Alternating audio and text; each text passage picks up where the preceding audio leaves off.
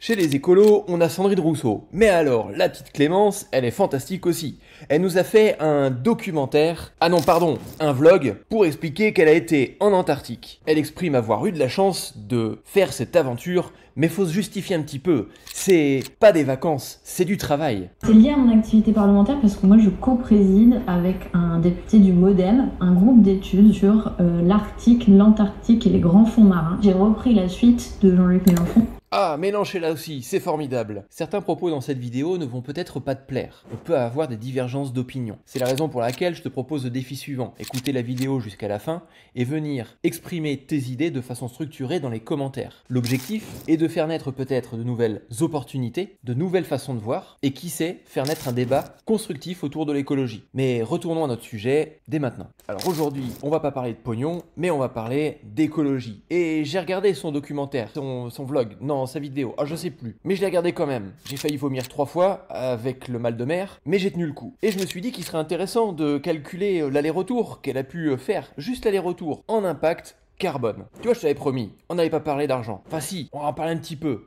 Imaginons qu'on soit pas marseillais, qui ait 12 jours de bateau, aller-retour, plus à peu près une journée, 2 jours de vol, plus le temps de rester là-bas, on a perdu à peu près minimum 7000 euros. Parce que la petite Clémence, elle est quand même payée à environ 7000 euros. Sans compter les frais de déplacement, les frais de bouche, et puis elle a très certainement, d'après ce que j'ai entendu dans sa vidéo, inviter du monde avec elle. Parce que les vacances, le travail, faut être à plusieurs. N'ayant pas toute une équipe de parlementaires à ma disposition, j'ai donc utilisé uniquement ChatGPT pour mes recherches, en recoupant les petites informations qu'il a été recherché sur internet pour pouvoir calculer tout ça. Bien évidemment, les chiffres sont pas tout à fait exacts, mais on n'est plus à 7000 euros près, plutôt à quelques kilos de carbone près.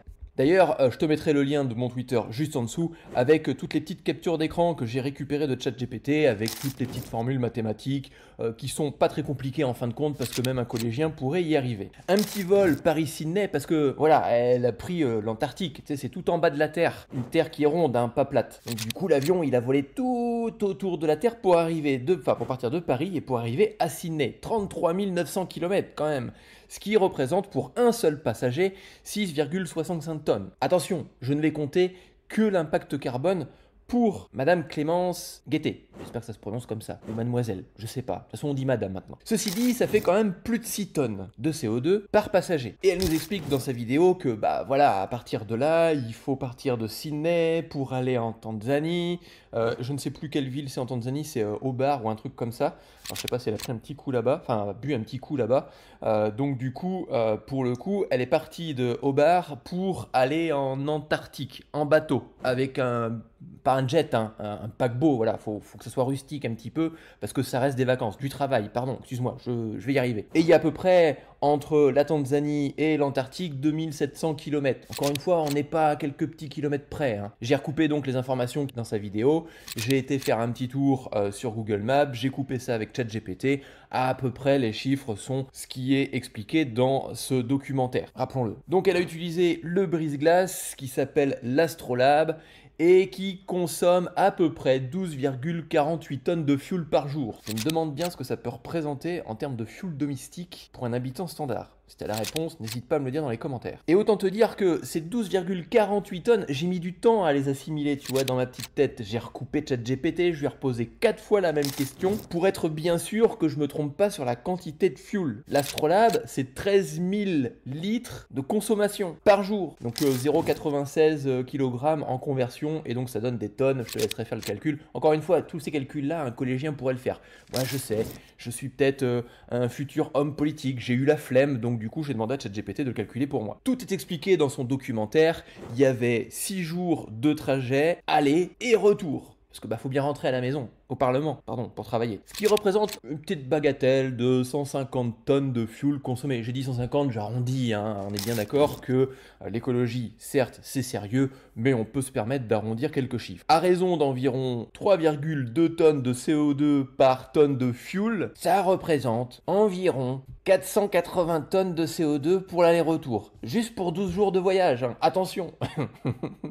Alors, comme j'ai dit au début, l'objectif c'est pas de tout mettre sur le dos de Madame Clémence Guettet. Elle avait l'air tant enjouée de faire cette expédition qu'on va considérer qu'il y a à peu près 50 personnes dans le bateau. Je te rappelle comme ça que dans les 50 personnes, il y a peut-être des petits invités privés. En tout cas, c'est ce que ça laisse entendre dans le documentaire. Ce qui fait que si on divise le nombre de tonnes global pour le trajet par 50, on arrive avec l'avion à 16,23 tonnes pour une personne. Encore une fois, tout ça pour dire qu'en Antarctique, il y a de la glace. Et puis ici, on marche avec des pingouins ou des manchots. Alors, on se rend pas trop bien compte comme ça, tu vois, ce que ça représente. Donc du coup, je vais te donner des petits exemples. 16 tonnes, ça représente 1,5 fois l'empreinte carbone annuelle d'un Français moyen, d'accord? Sachant que pour lui, c'est 11 tonnes par an.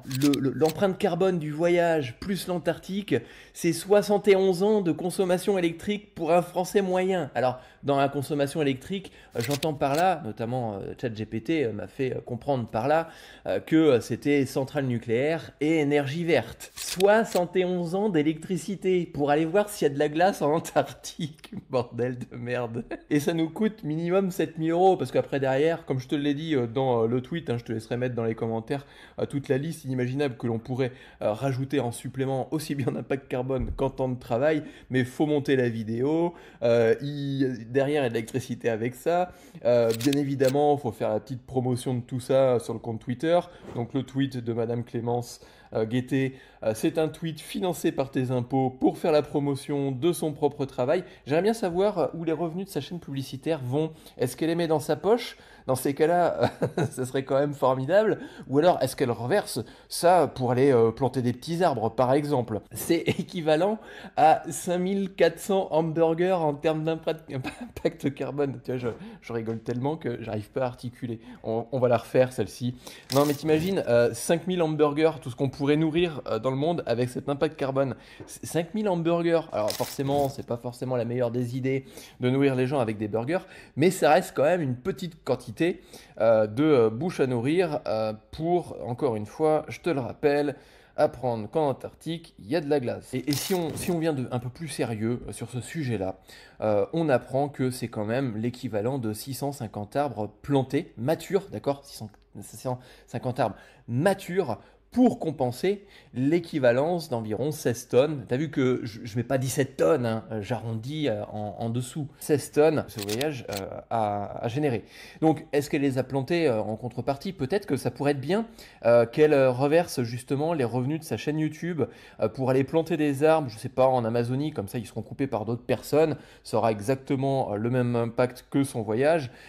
Mais non, ça serait bien qu'elle nous explique comment est-ce qu'elle va compenser justement ce travail de parlementaire pour aller vérifier qu'il fait froid dans le sud de la planète. Alors, de toi à moi, je pense qu'il est temps d'arrêter de se foutre de la tronche du français. On peut pas avoir un discours moralisateur et aller danser avec des manchots en expliquant aux petits français qu'il faut qu'il baisse son chauffage en dessous de 20 degrés sinon il va tuer la planète, ou que c'est pas bien de prendre l'avion, du coup on va mettre une petite taxe carbone, et on le sait tous, la taxe carbone ça va effacer l'impact carbone que l'avion aura produit. Mais attends, la taxe carbone, elle a pris l'avion? Elle l'a payé? Ah bah non, c'est dans les frais parlementaires. Oups, on avait dit qu'on parlait pas pognon, qu'on parlait écologie. Et puis de l'autre côté, tu as les agriculteurs qui ont toujours plus de contraintes écologiques et qui aujourd'hui ne sont pas capables de faire face à une concurrence internationale qui n'utilise pas les mêmes règles du jeu que nous. Et c'est pour ça qu'en France, il faut que l'on soit cohérent, aussi bien avec notre discours qu'avec ce que l'on met en place sur le terrain. Il est temps que l'écologie devienne un business. C'est la raison pour laquelle je me battrai contre toutes les idées d'écologie punitive, contre toutes les personnes qui sont incapables en face de moi de me proposer autre chose qu'un discours moralisateur ou encore de nouvelles taxes supplémentaires. L'écologie ne peut pas tenir sur de la moralisation et de la punition. C'est pour moi incompatible. Il me semble qu'il y a Günther Pauli qui a écrit un livre qui s'appelle L'Océan Bleu, qui exprime le fait que le déchet de certaines personnes peuvent être la valeur de d'autres personnes. Et il y avait un exemple, notamment c'est en Asie, ils ont réussi à concevoir des couches compostables, pas biodégradables, compostables. Ça veut dire que le déchet de l'humain peut devenir quelque chose de positif pour la nature directement. Cette personne-là exprime plein d'autres exemples où on peut revaloriser le déchet d'autres personnes. Et encore une fois, on peut se féliciter qu'en Europe, on ait de bonnes notes en matière écologique. Mais il faut se rappeler qu'on est le premier continent au monde à exporter notre impact carbone dans les autres pays pour construire nos produits. Alors, ne te laisse pas faire, exprime-toi dans les commentaires.